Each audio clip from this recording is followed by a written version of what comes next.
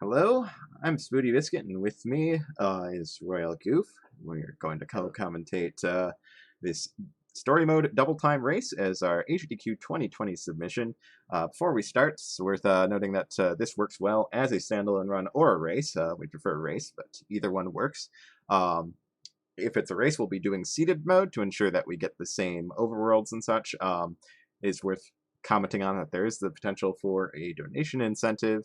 Normally we just use a random number for the seed, but it supports alphanumerics, so could have a donation war for the seed to be run. Either way, we'd be running it blind, as this is a roguelike, and we like to run these blind. It's not going to be a pre-rehearsed seed. We'll be routing and learning on the fly. Anyway, I think we are ready to go, so yeah, Goof, if you're ready, we'll start the playback in 3, 2, 1, go.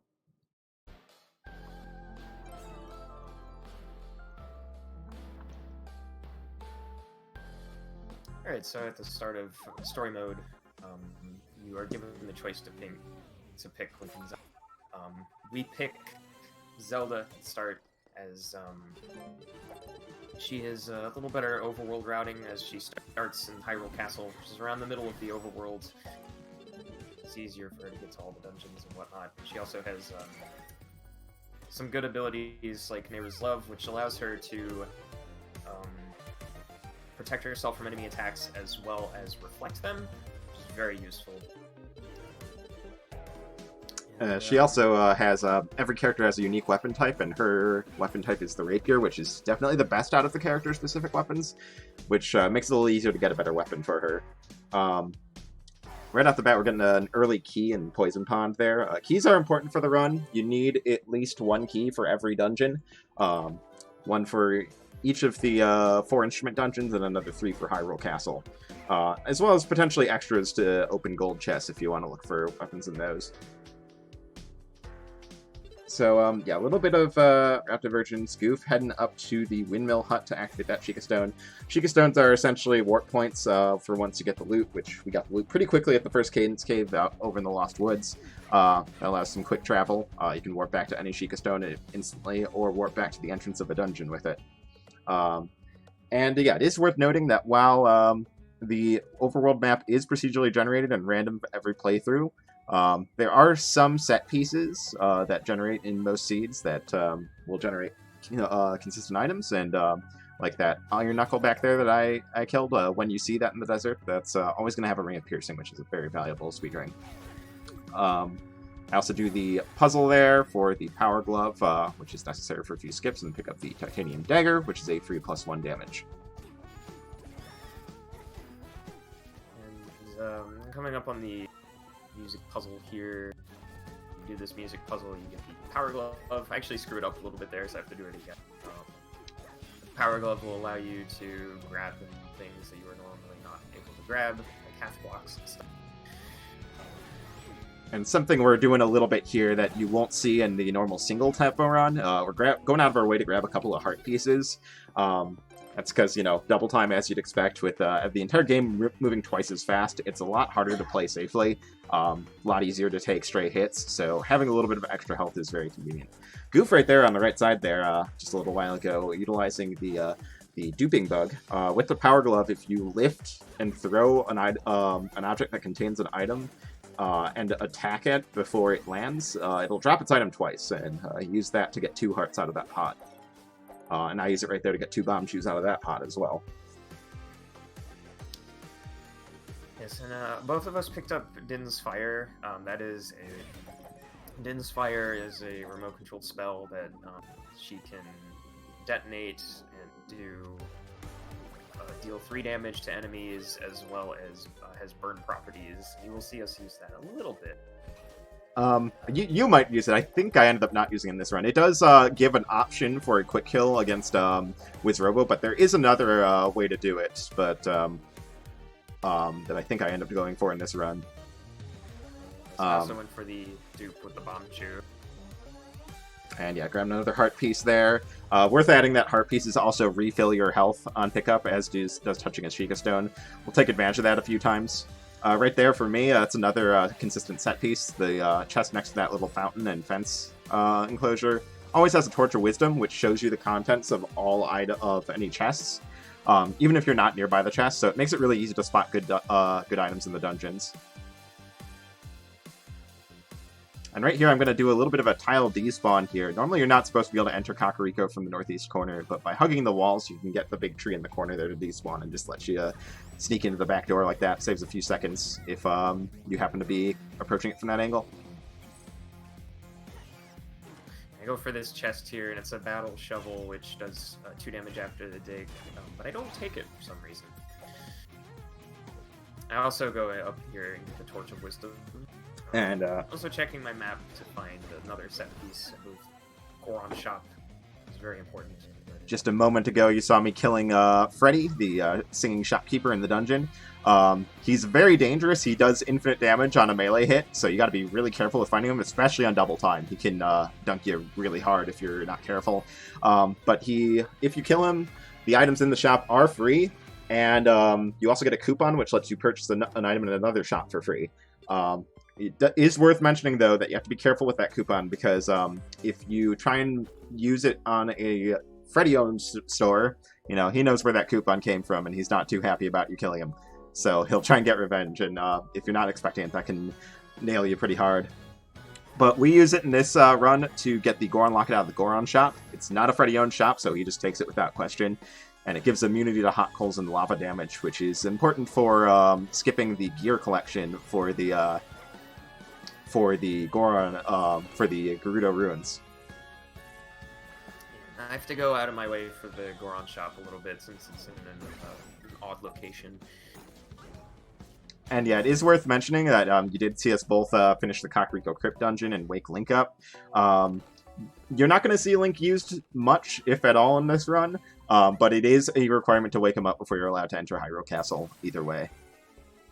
So right here, going to see the Wizrobo quick kill with a bomb shoe thrown at the start of the fight and picking up a bomb. As you slide on the ice into the arena, you can instantly kill Wizrobo, because with the 2 explosive damage sources interacting with each other, the bomb shoe both, I believe, crashes into Wizrobo, but at the same time gets destroyed by the bomb. So it detonates twice, dealing double damage, and allows you to just one-shot Wizrobo. If you beat a boss without dropping a beat or taking damage, you get a choice of a random weapon, a random temporary item, or 5 diamonds, and I get a glass rapier out of that. I'm doing my Frozen Grotto right now. I'm gonna get this rapier out of the lock chest, spending a key. The rapier is probably the best weapon you can get for Zelda. It is a +1 damage on the lunge. Yeah, it's essentially, it can reach 2 tiles away and it deals bonus damage if you move and attack, yeah. The other weapon that's really valuable is the flail. Both the flail and the rapier allow you to move and attack at the same time, which, as you'd expect, saves a lot of time. Flail is arguably better in a lot of situations, but rapier is a lot more straightforward to use, which is exceptionally valuable, especially in double time, where you're often having to react on such short notice. It's good to have a more straightforward weapon. And you're going to see me do a different strat for Wizrobo, where I use Din's Fire, and when Zelda takes a hit, and she has Din's Fire out, she will lose control of the spell, and I take intentional damage with the bomb, so that it goes up into the arena, as well as the bomb chew, and both things hit Wizrobo, and he dies instantly. And right there, you see me using some clever bomb boost setups to get myself into a position where I can throw that pot exactly onto the button. Normally, it's you can't just walk up and do it, because you can't turn which direction you're facing without moving that direction. But with clever bomb boost, you can set yourself into a position to check the pot. I did forget to unequip the glass rapier I had equipped, though. Glass weapons are the strongest in the game in terms of damage output. A glass rapier will do 3 damage or 4 damage on a lunge. But if you take any damage, they'll break if you have them equipped. So what I should have done there is unequip it, but kind of forgot to do that. So rather than do this dungeon on a 1 damage rapier, I take a quick side trip back to Hyrule Castle into the secret vault to infuse it with titanium, giving it +1 damage, making it a 2 damage rapier with 3 damage on a lunge. And that'll be my primary weapon for the rest of the run. I also did another a trick with 2 bombs for the Temple of Storms, for throwing that pot there, where you could take, you knock yourself back, throw the pot onto the switch. Now I'm doing my Temple of Storms. Let's kind of speed through this one. I want to be able to catch up. Go straight to the exit room. And we're going to see the Glockenspiel fight on my end here. Make heavy use of explosives to take out multiple heads at once. But this fight is very chaotic if you don't completely destroy some of the heads right off the bat very quickly. So 3 bomb chews before the fight starts will just completely take out the middle 2 heads and just leave you with 2 left. It makes the fight a lot more manageable. Otherwise, you've got 4 heads all moving around and shooting fireballs randomly. It can be pretty rough. Taking care of mine. I did not kick the bomb chews. You can just plant 3 of them just outside of the arena, and then those 3 heads. You can actually get a 1 cycle there if you.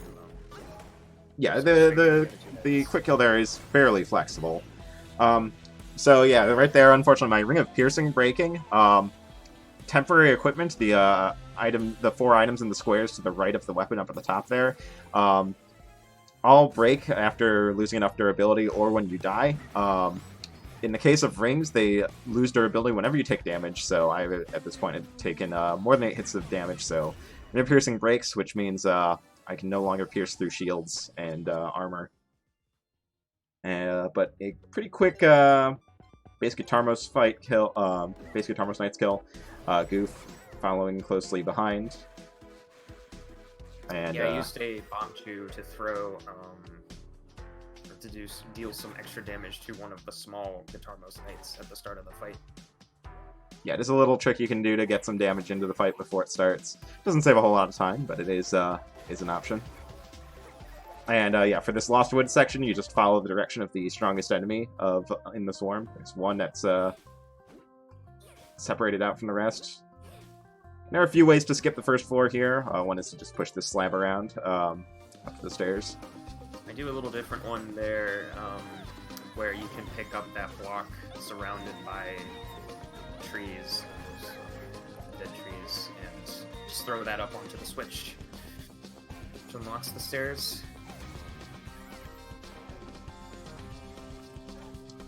And we're both in need of a few extra keys here. I get an extra set of Boots of Power. Boots of Power give +1 damage. Very valuable, obviously.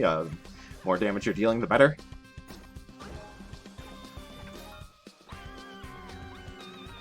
And at this point, we both have all the keys we need for the rest of this run. Need 3 keys for the 3-floor dungeon in Hyrule Castle. And I'm on to the Go Maracas fight here. Starting off with a bomb chew into the arena to get some early damage on it. Go Maracas closes his eye after every hit, so can be a little tricky to land all the damage sometimes, especially as he's running away randomly, but get the kill there. Goof takes us around the arena and can also spawn larvae after a certain amount of time, but we're able to take care of them before he can do anything. Yeah, and Goof getting the Flawless, they're going to pick up 5 diamonds. We don't really use diamonds much. Diamonds, unlike rupees and keys, maintain. If you die, you don't lose any diamonds, but only certain specific shops use diamonds. There's a shop towards the end of the run that can give you an extra heart container or 2, so having a few diamonds for that can be valuable.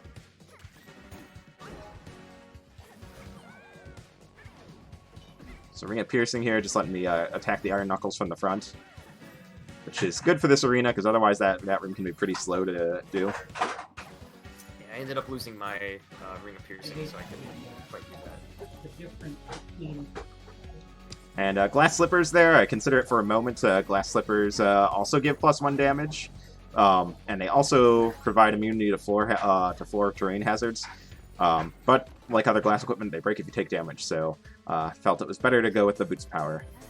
Both of us took pretty heavy damage there, so we're going to activate the Sheikah Stone that we intentionally skipped just in case. To get to full health before the Octago fight. Unfortunately, I accidentally picked up the Power Boots, or the Glass Slippers, and didn't have enough time to go back for the Power Boots, and then ended up losing them. And, alright, here we're going to see the rare usage of Link. Link's spin attack deals damage based on the held weapon, but also deals bonus damage for every additional power-up equipment you have. So with a glass weapon and the damage boost from the power boots, a spin attack from Link will one-shot cycles. Yeah, and also at the very start of the Octavo fight, when you enter it, you can switch to Zelda and not take damage from the purple notes. Yeah, the notes target on a per character basis. Zelda takes hits from the green ones, and Link takes hits from the purple ones. And he'll choose which one to use based on which character is out at the current time. So you can use the character swap buttons to avoid damage altogether without having to dodge the attacks. But we're on to the final dungeon of the run here, Future Hyrule. It's just four floors that are all kind of a mashup of all of the dungeons previously. Can lead to some really unique combinations that can be really tough to deal with. Pretty large swarms. You can get overwhelmed very quickly. It might seem like we have a lot of health with the 2 rows, the second row of heart containers starting up, but that can all evaporate in a matter of seconds if you're not careful. You can get crowded by a lot of large enemies, and as we're seeing with Spoody there, he ends up taking a death by Black Stalfos. Yeah, those Black Stalfos do a lot of damage, as we're seeing there. So, unfortunately, yeah, get knocked back to the start of the dungeon. Not a huge loss, but it does mean I lose all my temporary equipment, and every time you die and reload a dungeon, the layouts change, so I can't just go the same way I went before. Also, I had to kill a few enemies before I get a shovel drop, which I need for to be able to dig through walls, of course.